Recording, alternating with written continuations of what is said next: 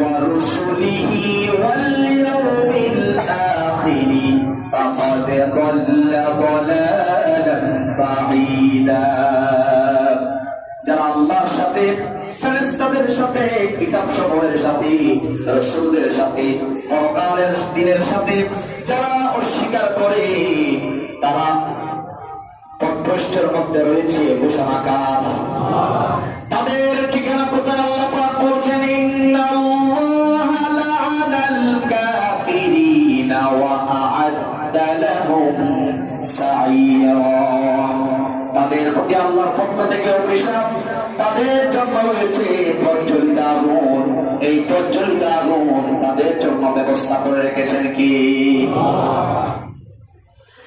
আর মুমিন যারা, আমরা খাঁটি মুমিন হতে চাই, আজকে শবে বরাতের রাত আল্লাহর কাছে আমরা চোখের পানি ছেড়ে দিয়ে বলবো,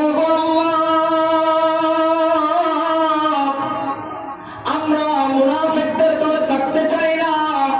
মুনাফিকদের লিস্ট থেকে আমাদের নামটা কেটে মুমিনদের দলের সাথে আমাদের নামটা উঠায়া দেন।